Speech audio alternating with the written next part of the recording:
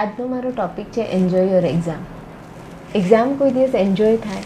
હા, થઈ શકે છે. જો પૂરું વર્ષ તમે સારી રીતે તૈયારી કરી હોય તો એક્ઝામ પણ તમે સારી રીતે એન્જોય કરી શકો છો.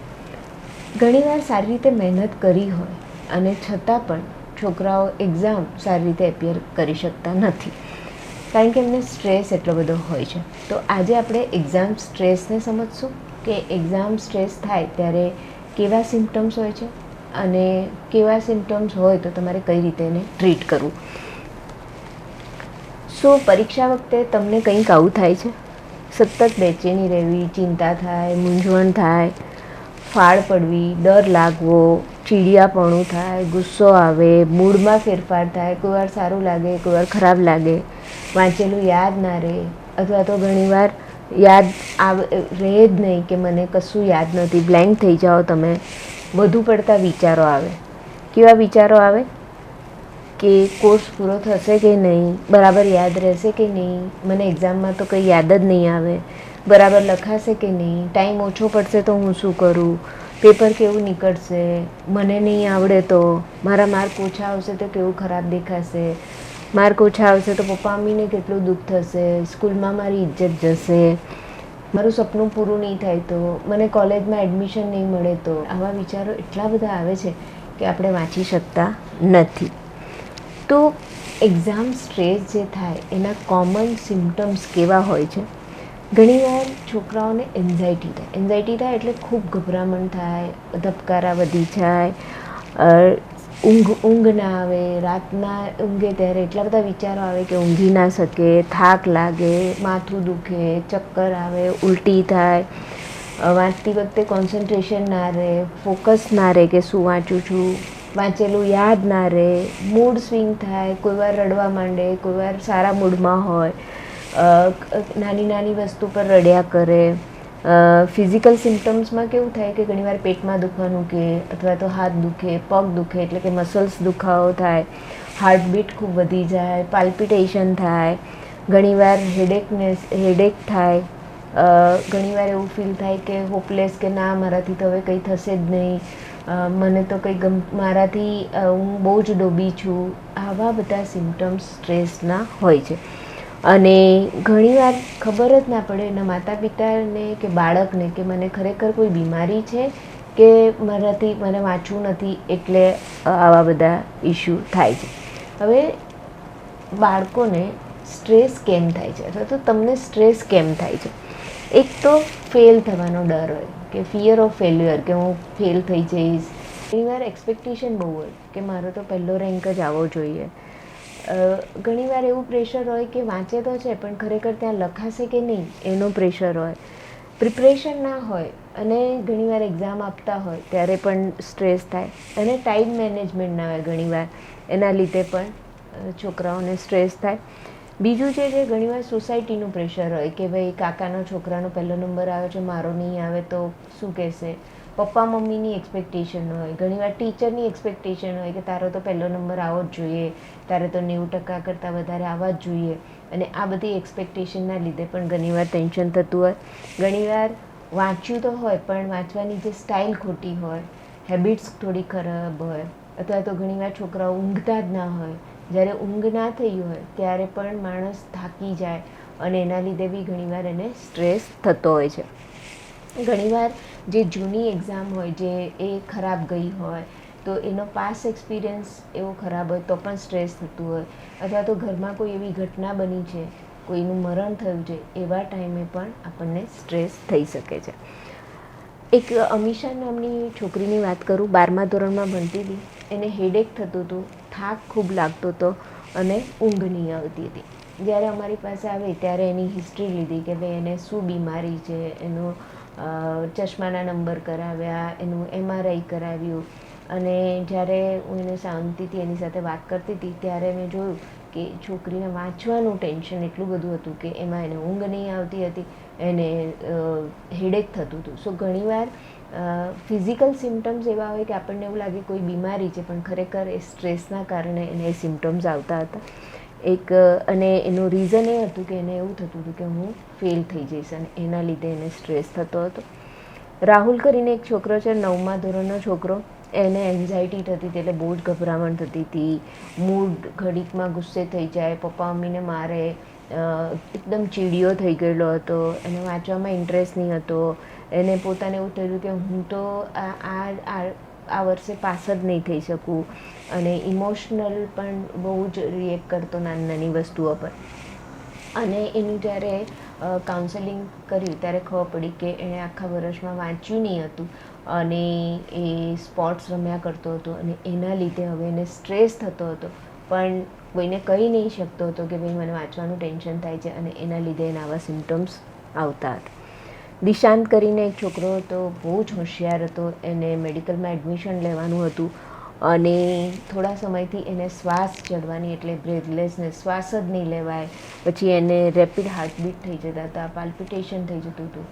તો એને ઘણા બધા ડૉક્ટર્સને બતાવ્યું અને એને જે પ્રોબ્લેમ હતો, એને પોતાને એવો ગોલ હતો કે ભાઈ મારે સૌથી વધારે માર્ક આવવા જોઈએ મને, અને એના લીધે એ ઘણી રાતો ઊંઘતો નહીં અને વાંચ્યા કરતો હતો. સો લેક ઓફ સ્લીપ હતું એની સાથે, અને પોતાની પાસે જ એક્સપેક્ટેશન એટલી બધી હતી, અને જેના લીધે એને સ્ટ્રેસ થવા માંડેલો અને એને આવા સિમ્ટમ્સ આવવા માંડેલા હતા. અમૃતા કરીને એક છોકરી હતી, જેને અગેન મૂડ સ્વિંગ હતું. એના બંને પેરેન્ટ્સ ડૉક્ટર હતા અને એમને એવું હતું કે અમૃતાએ પણ ડૉક્ટર બનવું જોઈએ, અને એના લીધે પેરેન્ટ્સની એક્સપેક્ટેશન એના પર એવી હતી કે ભાઈ હું સહેજ પણ ઓછા માર્ક લાવીશ તો મમ્મી પપ્પાને ગમશે નહીં, અને એના કારણે એને સ્ટ્રેસ થતો હતો. પોતાને જ્યારે મને મળી ત્યારે પોતાના વિશે નેગેટિવ ટોક કરતી હતી, મારાથી તો કંઈ થશે જ નહીં, હું તો લાયક જ નથી, અને મૂડ સ્વિંગ થતો હતો. અને જ્યારે એની પૂરી હિસ્ટ્રી લીધી ત્યારે એને ખબર પડી કે હું ડૉક્ટર બનવા માટે કેપેબલ નથી, અને મને એવું લાગે છે કે મારા મા બાપ મારી પાસેથી બહુ વધારે પડતી આશાઓ રાખે છે, અને એના લીધે એને સ્ટ્રેસ થતો હતો. એક બીજી છોકરી હતી, 7મી 8મા ધોરણમાં ભણતી હતી. એને પણ ગભરામણ થતી હતી, એને રડ્યા કરતી હતી. એને એવું થઈ ગયું હતું કે મારી લાઈફમાં કોઈ હોપ જ નથી, વર્થલેસનેસ છે અને હેલ્પલેસ છે. હું કોઈ જાતની મને પોતાને મદદ કરી શકું એમ નથી, મારી જિંદગીમાં કોઈ આશા નથી, મને એવું નથી લાગતું કે હું કંઈ પણ કરી શકું. તો જ્યારે એની સાથે કાઉન્સેલિંગ કર્યું ત્યારે ખબર પડી કે એને સ્ટ્રેસના લીધે ડિપ્રેશન હતું. એને પોતાને ભણવામાં એને એવું લાગતું હતું કે મારા પાસેથી મારા પેરેન્ટ્સની, મારા ટીચરની એક્સપેક્ટેશન બહુ છે, અને એ એક્સપેક્ટેશનને હું પહોંચી શકું એમ નથી, અને એના કારણે એને ડિપ્રેશન જેવી બીમારી થઈ ગયેલી. તો લોંગ ટાઈમ સુધી જ્યારે બાળક સ્ટ્રેસ અનુભવે છે ત્યારે કોઈક માનસિક બીમારી પણ એને થઈ શકે છે. એક બીજી છોકરી હતી જેને 7મા ધોરણમાં A ગ્રેડના આવતા એણે સુસાઇડ કર્યું. સો છોકરા છોકરીઓ આ જે તમારા એડોલેસન્ટ એજમાં તમને ટેન્શન થઈ જાય તો ઘણીવાર આવા પગલાં પણ લેતા હોય છે. હવે આ જે મેં તમને સ્ટ્રેસના સિમ્ટમ્સ કીધા, દરેક વ્યક્તિને અલગ અલગ સ્ટ્રેસના સિમ્ટમ્સ આવતા હોય છે. બધા જ સિમ્ટમ્સ કોઈ એક બાળકમાં જોવા મળતા નથી. હવે તમને એક વસ્તુ આજ જાણીને નવાઈ લાગશે કે સ્ટ્રેસ સારી વસ્તુ છે કે ખરાબ વસ્તુ છે. તમને ખબર છે કે સ્ટ્રેસ સારી વસ્તુ પણ છે. સ્ટ્રેસમાં 3 થી 4 જાતના સ્ટ્રેસ આવે છે. એક છે લો સ્ટ્રેસ, એટલે કે બહુ ઓછું માણસને ટેન્શન થાય છે. એક છે ઓપ્ટિમલ સ્ટ્રેસ, એટલે થોડું વધારે. પછી છે હાઈ સ્ટ્રેસ, એટલે વધારે સ્ટ્રેસ, અને એક્સ્ટ્રીમ સ્ટ્રેસ, એટલે વધારે પડતું ટેન્શન. જ્યારે ખૂબ ઓછું ટેન્શન હોય ને ત્યારે બાળક બહુ સારું પરફોર્મન્સ કરી શકતું નથી. પરંતુ ઓપ્ટિમમ સ્ટ્રેસ, એટલે કે થોડું ઓછા કરતાં વધારે એવું જો ટેન્શન હોય તો એવા બાળકો સારું પરફોર્મન્સ કરી શકે છે. એટલે સ્ટ્રેસ લેવલ લો તો એ વ્યક્તિનું પરફોર્મન્સ પણ લો હોય છે. પણ જો સ્ટ્રેસ લેવલ ઓપ્ટિમમ, એટલે કે ઇન બિટવીન હોય તો એવા છોકરાઓનું પરફોર્મન્સ બહુ સારું હોય છે. એનાથી વધારે ટેન્શન હોય કે એનાથી પણ એક્સ્ટ્રીમ ટેન્શન હોય તો પરફોર્મન્સ પાછું બગડતું હોય છે. સો આ જે એક લો લેવલનું સ્ટ્રેસ હોય તો છોકરાઓ સારું પરફોર્મન્સ કરતા નથી. પરંતુ આ જો ઓપ્ટિમમ સ્ટ્રેસ કરે, એટલે ઓપ્ટિમમ ટેન્શન હોય તો એ ટાઈમમાં પેશન્ટ, એટલે કે બાળક સૌથી સારું પરફોર્મન્સ કરે છે. પછી જો વધી જાય એનું જો સ્ટ્રેસ લેવલ તો પરફોર્મન્સ ઓછું થતું જાય છે. એટલે optimum stress is a good thing. કેમ ગુડ થિંગ? કે એમાં આપણા શરીરમાં એડ્રીનાલિન અને કોર્ટિઝોલ નામનો હોર્મોન પ્રોડ્યુસ થાય છે, અને આ હોર્મોન જો એક નોર્મલ લેવલથી થોડું વધારે લેવલમાં હોય તો એવા છોકરાઓનું એનર્જી લેવલ બી સારું હોય છે, મોટિવેશનલ હોય છે, અને એ લોકોનું ફોકસ અને કોન્સન્ટ્રેશન વધારે હોય છે. એ છોકરાઓના જે બ્રેઇન ફંક્શન છે તે પણ સારા હોય છે. એટલે જ્યારે ઓપ્ટિમલ સ્ટ્રેસ થાય ત્યારે છોકરાઓનું પરફોર્મન્સ સારું હોય છે. એના રીઝન છે કારણ કે એનું ફોકસ અને કોન્સન્ટ્રેશન વધે છે, એ લોકો મોટિવેશનલ હોય છે, એ લોકોની એનર્જી બૂસ્ટ થાય છે, અલર્ટ વધારે રહે છે, અને એ લોકોની મેમરી પાવર અને લર્નિંગ સ્ટાઇલ પણ સુધરે છે.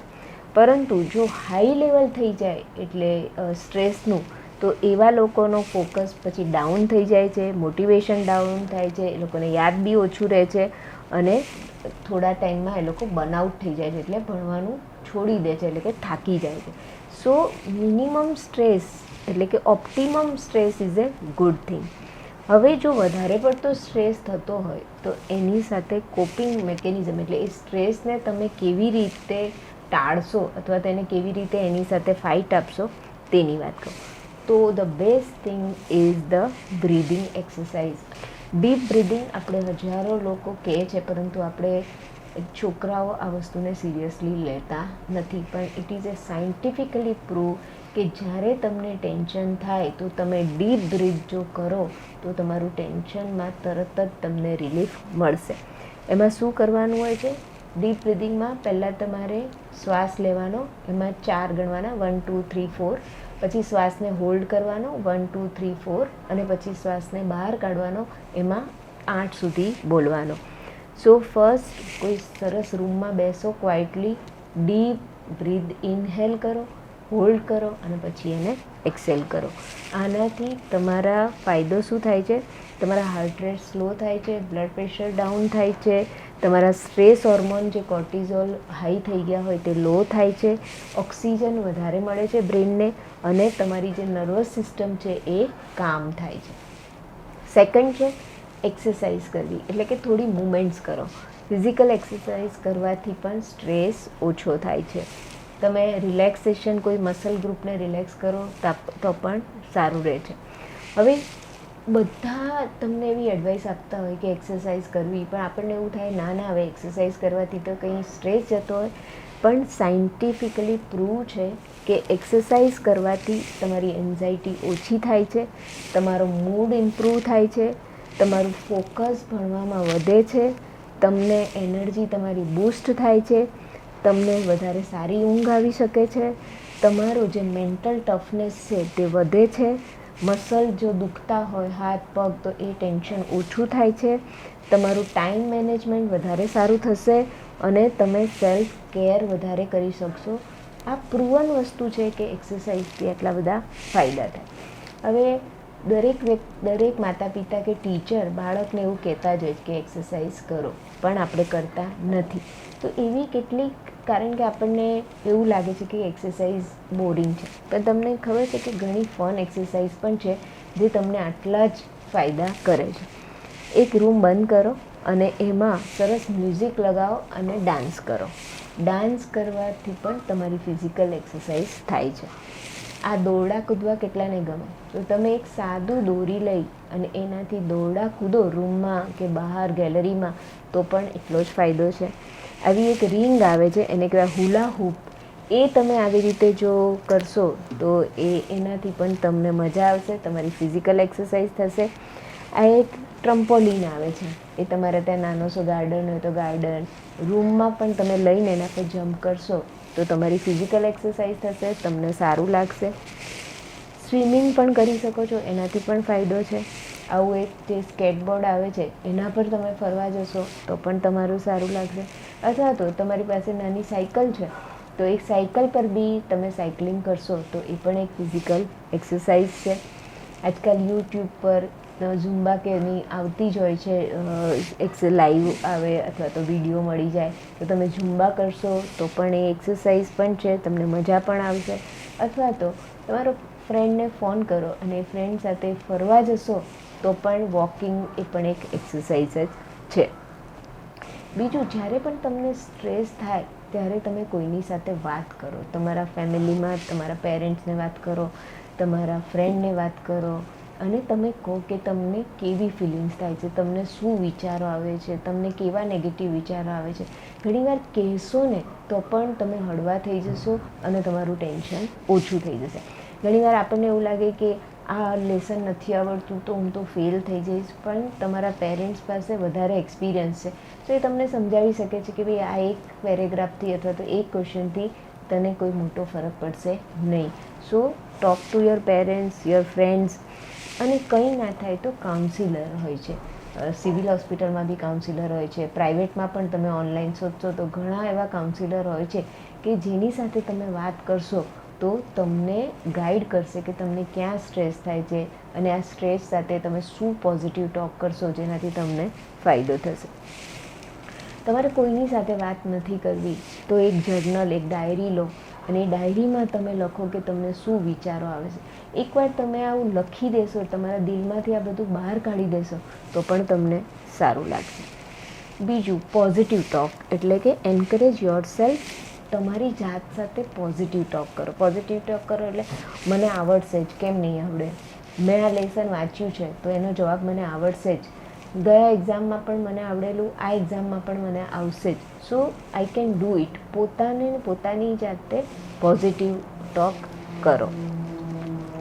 બીજું, સ્ટ્રેસમાં ઘણીવાર ઘણા છોકરાઓ ઊંઘ નથી લેતા અથવા તો જમવાનું સ્કીપ કરતા હોય છે, હેલ્ધી ડાયટ નથી લેતા હોતા, એના કારણે પણ ઘણીવાર સ્ટ્રેસ થતું હોય.